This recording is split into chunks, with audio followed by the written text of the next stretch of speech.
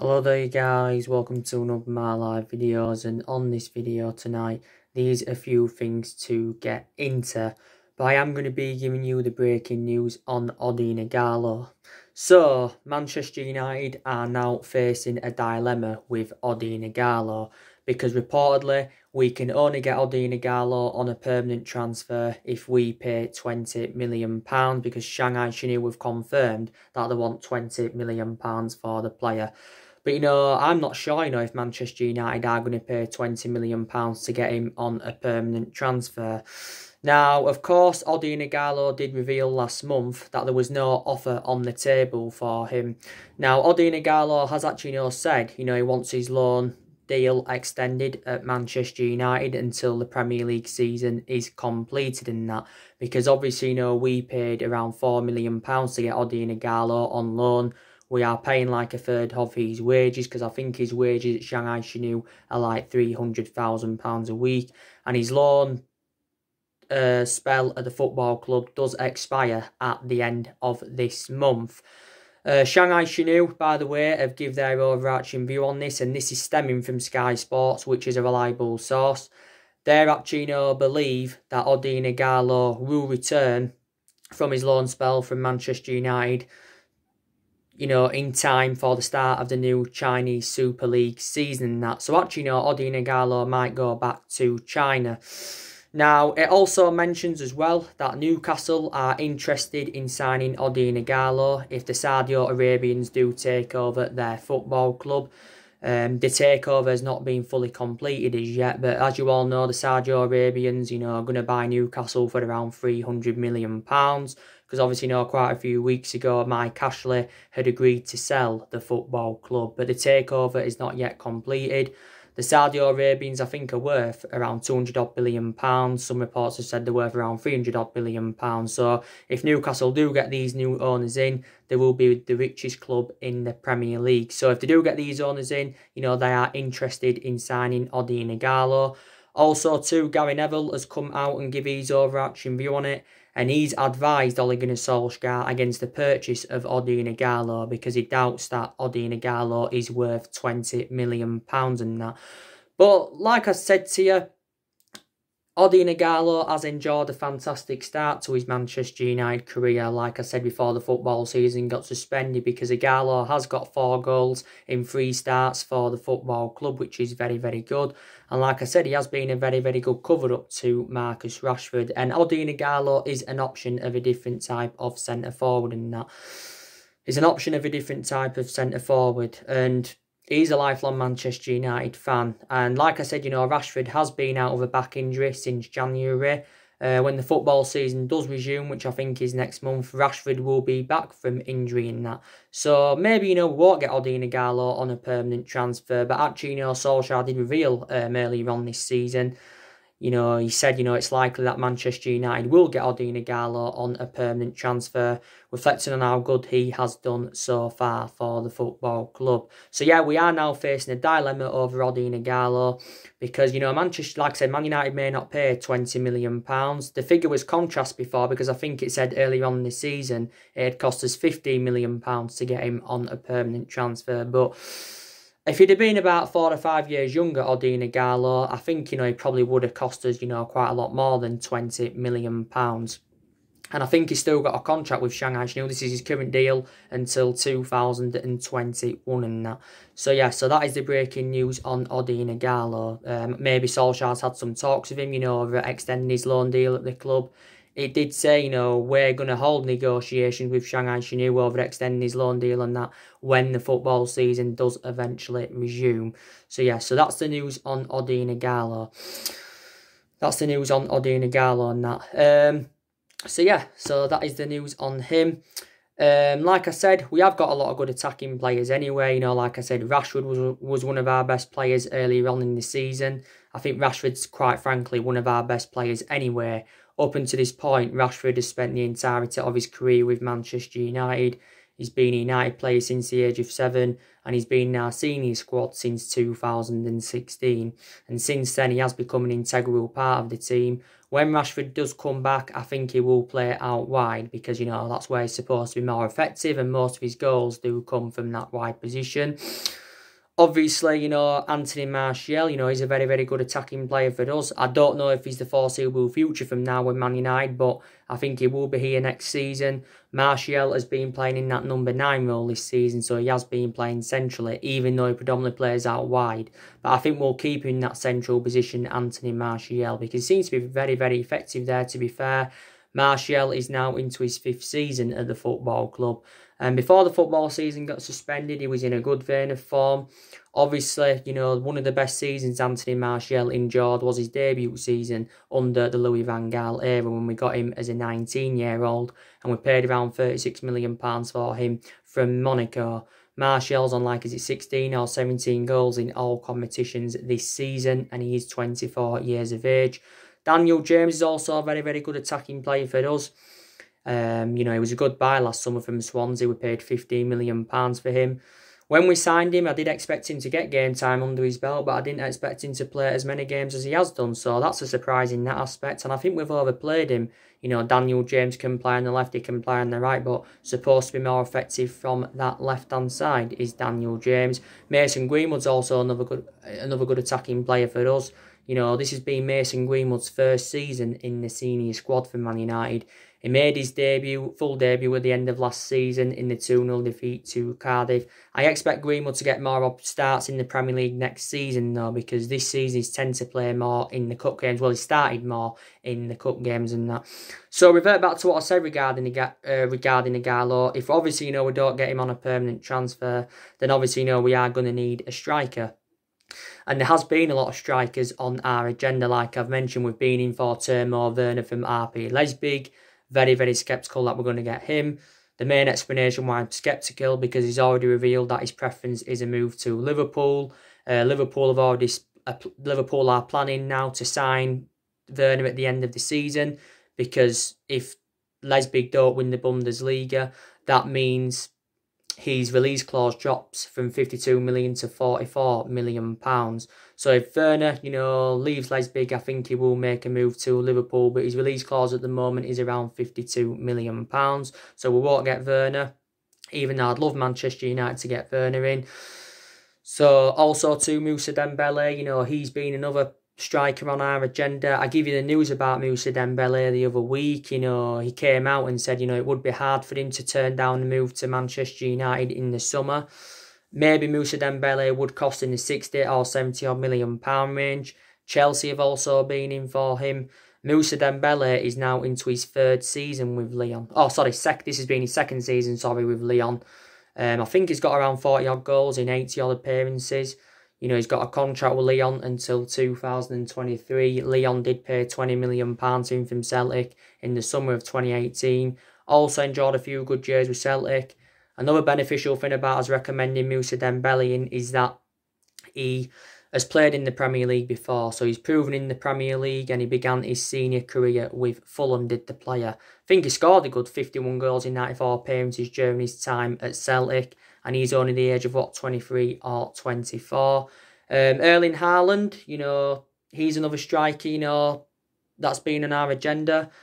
You know, could we reignite our interest in him in the summer? Like I said, it was a shame that Manchester United didn't sign Erling Haaland in the January transfer window, because, like I mentioned, Erling Haaland would have been an Ole Gunnar Solskjaer type signing, because I think it was around exactly 3 years ago now Ole Gunnar Solskjaer would give Erling Haaland his debut at Molde. At just the age of 16, he gave him his debut at Molde. So Solskjaer, I know, was keen on a reunion with the player, and, you know, Erling Haaland was a cheap solution in January. He was available for around £17 million. You know, don't forget Solskjaer and Ed Woodward went to meet up with the player in Norway to discuss a possible move to Manchester United. But instead he joined Borussia Dortmund and turned down the move to us.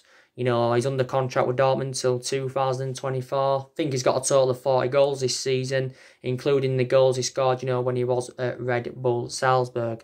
And I think Haaland's only, is he 19 or... Is he 19 or is he 20 years of age? So he's been another striker on our agenda.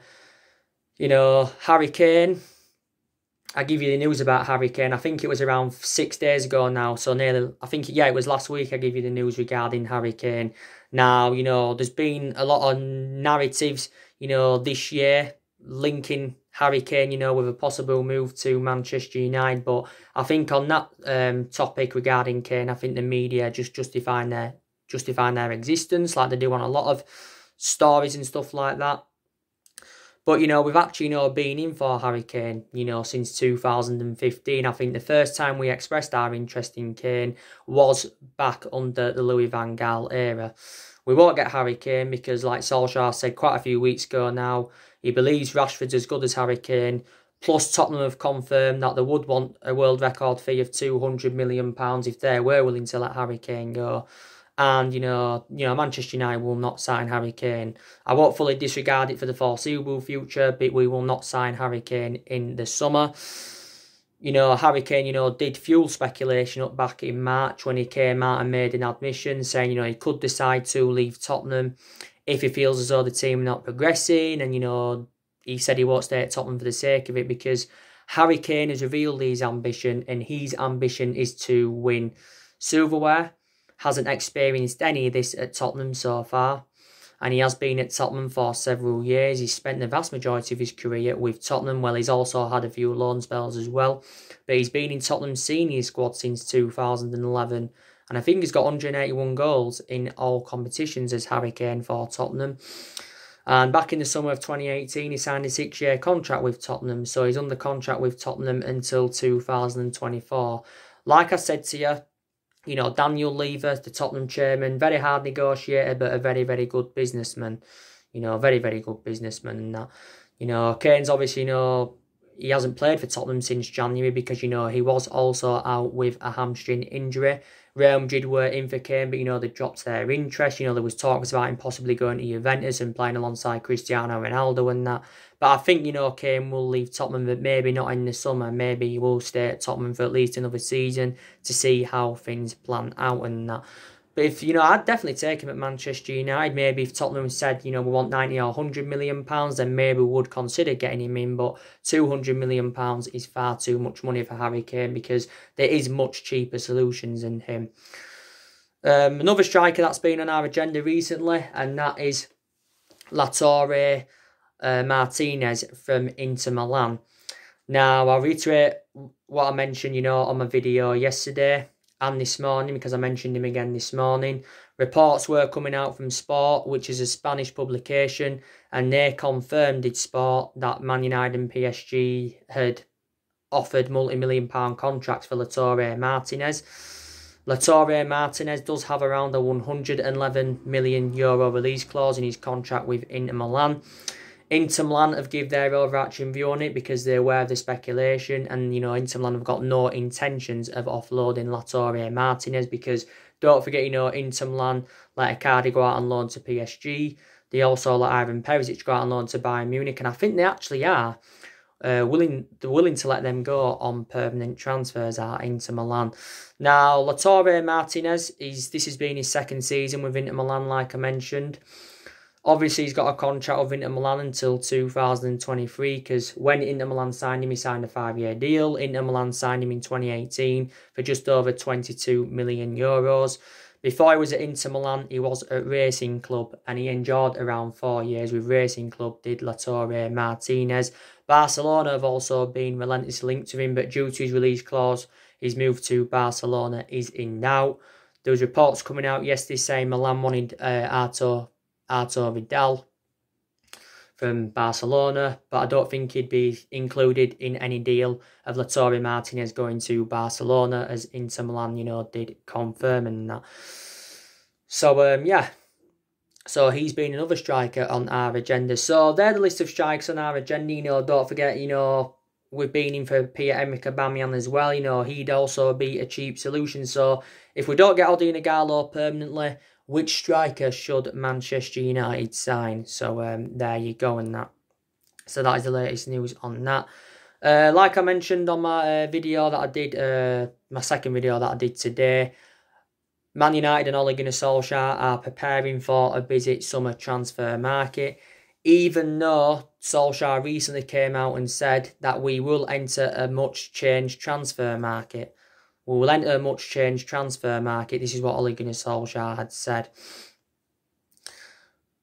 So, like I said, due to this coronavirus pandemic, a lot of teams are under financial pressure and stuff like that.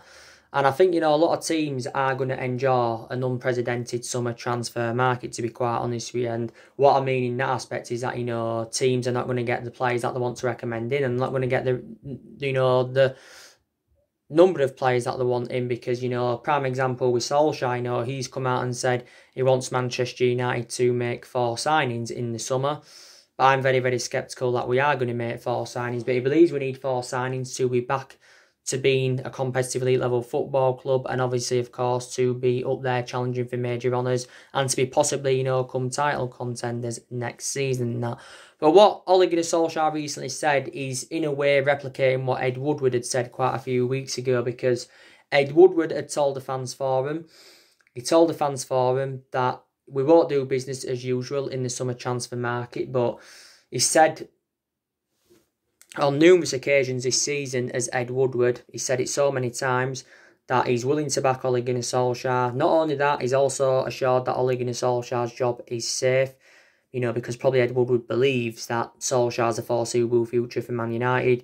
And also too, Ed Woodward has already made a transfer promise to Ole Gunnar Solskjaer. But I think we can definitely, make 1 or 2 signings in the summer, but I don't think, we will make 4. Don't forget, Solskjaer did confirm, he will not force our players to return unless it is safe to do so. Like he updated Ighalon today, Solskjaer's confirmed that we will have a fully fit squad ahead of a potential Premier League restart, and that's obviously, Rashford will be back, Paul Pogba will be back, and that because we have had a lot of injuries throughout the course of this season. So reflecting on that, we've had to make rotation in the squad. Solskjaer still wants to continue the policy, as you all know, of recruiting young British talents to Manchester United like he did do last summer and stuff like that, because obviously, so far Solskjaer's recommended 5 players into the football club, and he has spent around £220 million. And obviously, 3 of the 5 players that he's brought in are obviously, British and that. So I think a lot of people are excited about Ole Gunnar Solskjaer's transfer strategy. But so far, Solskjaer has enjoyed 3 transfer windows at the football club. And as you all know, he has identified the areas in the squad where he does want to strengthen up. We need a centre forward, we need a right winger, and we also, need a central midfielder, or you can say holding midfielder. We're also keen now on recommending a centre half in, because obviously, I give you the news on Victor Lindelof this morning. We've got persistent doubts now over Victor Lindelof. I don't think there's any talks of us selling Victor Lindelof, and I wouldn't sell Victor Lindelof anyway.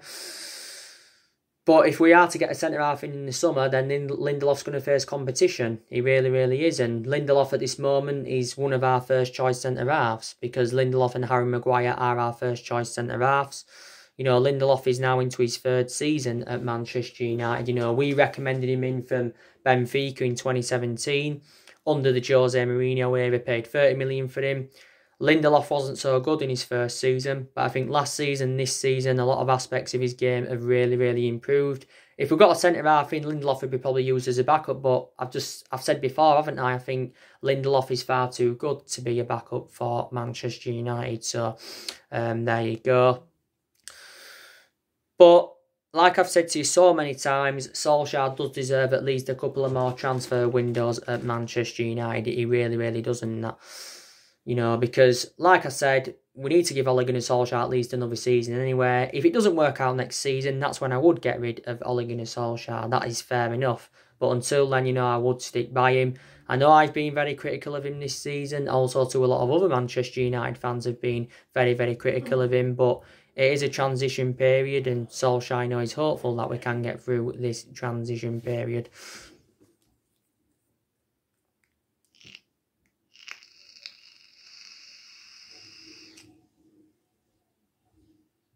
He's hopeful, that we can get through this transition period and that. But, like I said to you, I think the season's going to resume. And, don't forget we can get some silverware on the board this season. We can win the FA Cup, win into the quarterfinals. We can win the Europa League, win into our last 8. So, yeah, we can get some silverware under Ole Gunnar Solskjaer. But the question is, can we get our 21st title under the Ole Gunnar Solskjaer era? To be fair, quite a lot of Man United fans are very, very sceptical about that. They really, really are.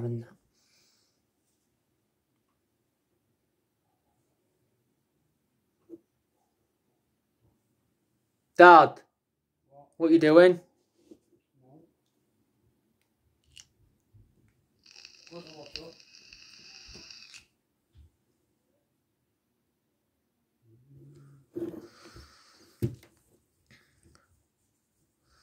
I'm very, very sceptical about that and that. But like I said to you, I've taken positives so far from Ole Gunnar Solskjaer's tenure, promoted the youth well.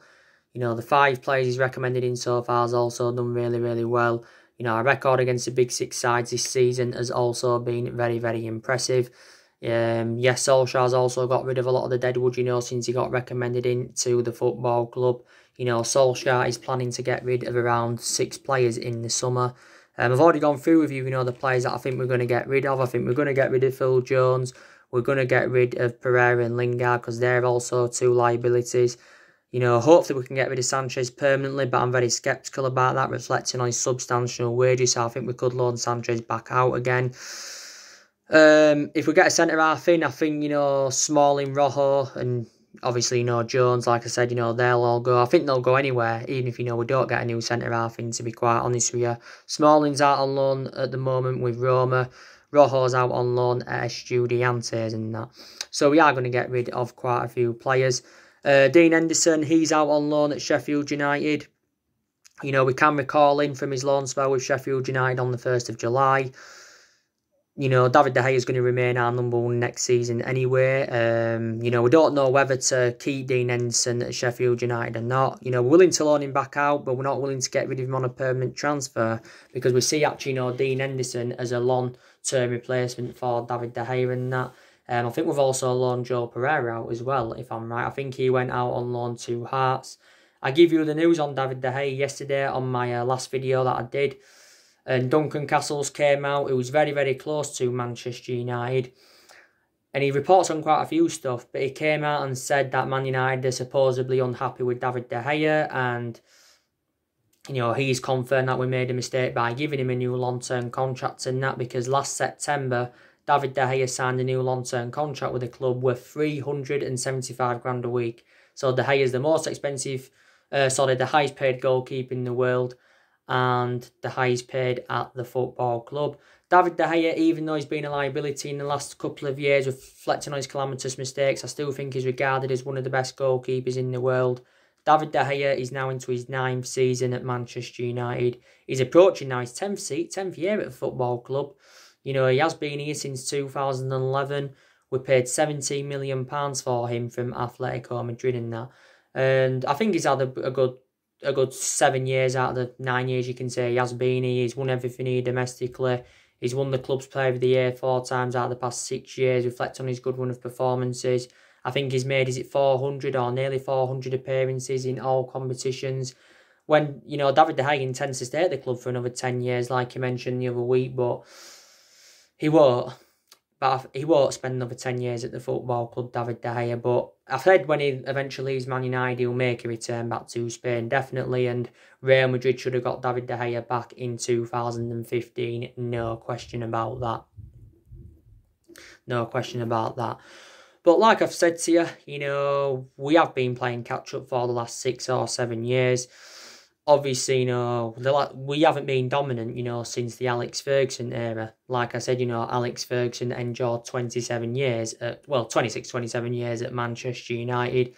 And he had 20-odd years of success at the football club, did you know, Alex Ferguson?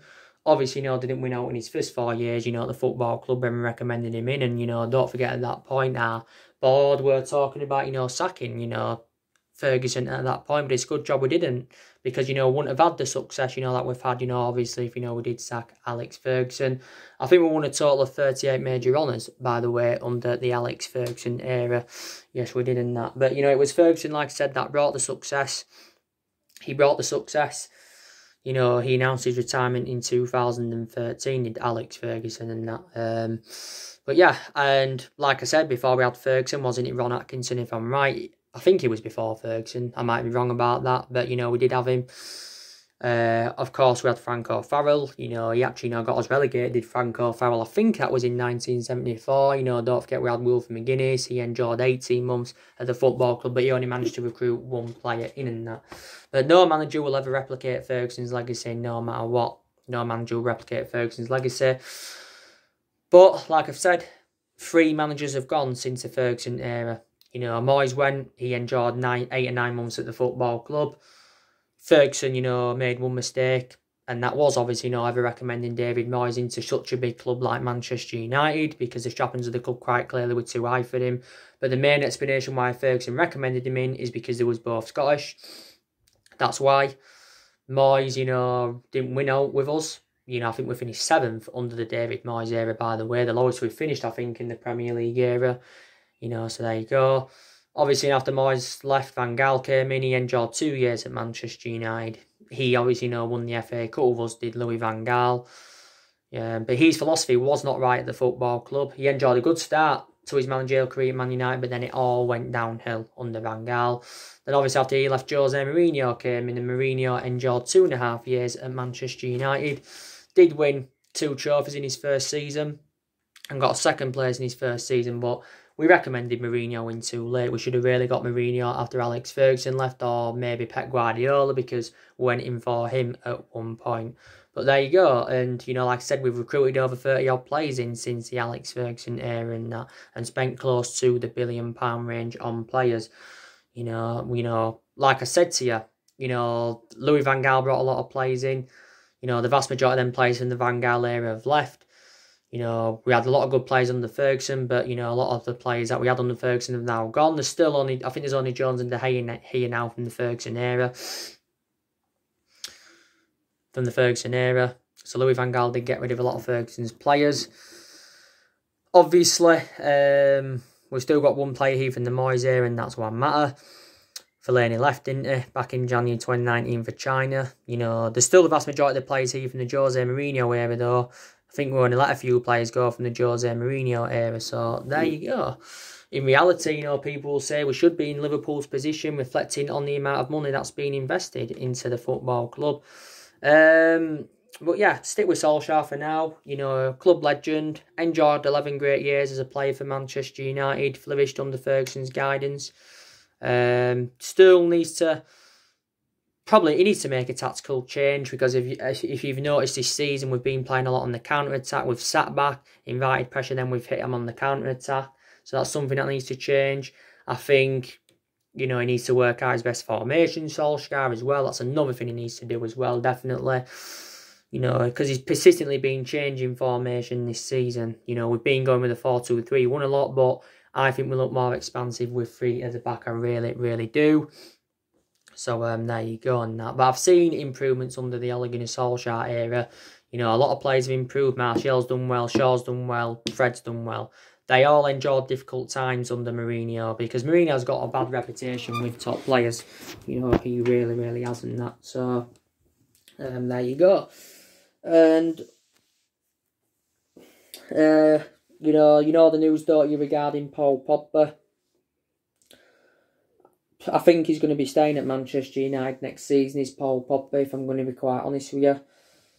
Obviously, you know, it got confirmed today that Paul Pogba's transfer away from Man United was agreed. It was agreed, his transfer away from Man United, before the coronavirus pandemic. But obviously, due to the coronavirus pandemic, it put it on hold, basically, in that.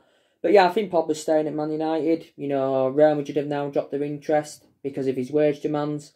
Juventus are still in there for him. You know, don't forget, swap deals have been on the agenda. Juventus are willing to offer, you know, up to 3 of their players, you know, to try and get Paul Pogba. Not too sure if there's any fee involved. We've confirmed if we are to let Pogba go in the summer, we want at least £100 million for the player. He said, you know, we could only get 60 or £70 million for him. No, so we could actually, you know, get less than what he's worth. Pogba's only played 8 times this season for the football club. His appearances have been limited due to his injuries. Don't forget, Ed Woodward, you know, recently lowered his asking price from 150 million to £100 million. So there you go. PSG have been interested in him. Inter Milan have also been interested in him. But Solskjaer is excited about the prospects of Paul Pogba playing alongside Bruno Fernandes in our midfield, because they will make a fantastic midfield partnership. Will both players, they really, really will in that. So there you go. So you know the news on Paul Pogba. Could still possibly leave in the summer. I'm not going to fully sure he's going to stay, but I just think he will stay now. I just think he will. I don't know about the foreseeable future, but I think he will be here next season. Give him another season, see how it plans out. Obviously this season, haven't really had a perception on him because he's seldom played. But analysing it since he rejoined from Juventus, the vast majority of his performances have been totally comparison to his ones in Turin. So let's just put that into the equation. Paul Pogba, by the way, has got exactly a year left on his Manchester United contract. So there you go. We've extended quite a lot of players' contracts as well since Solskjaer came in, so that's another positive. We've got around, 8 or 9 players' contracts that are due to expire as well next year. So let's just put that into the equation. But even though we've been so inconsistent for the last 6 or 7 years, we're still one of the biggest clubs in the world. Fantastic history, fantastic fan base. Most successful team in England as well, because obviously Manchester United have won the most titles. So there you go. But some people have been saying, you know, we did make a mistake giving Solskjaer the job permanently. Maybe we did give him it too soon, but we gave him the job permanently, reflecting on what he did in that 3-month period when he was the interim manager and that. You know the news as well on Jadon Sancho. You know the news on Grealish, because they are top priority targets of Sancho and Grealish. You know, I think Grealish will leave Aston Villa, especially if they get relegated. Grealish, that's debatable, you know. He could stay at Dortmund, could leave Dortmund. You know, some reports saying he could go to Chelsea. I don't know. But, you know, we shall see what happens anyway. Donny van der Beek, he's been another player on our agenda as well. For my act, you know, it said the other week we identified him as our #1 target to replace Pogba. You know, so let's see what happens. But hopefully we can get the right players into the football club in the summer. Because next season, you know, I want us to be up there challenging for the league. I'd maybe not expect us to win it next season, but maybe next 2 to 3 years' time I expect us to win it, because we haven't won the Premier League since 2013. So let's just put that into the equation.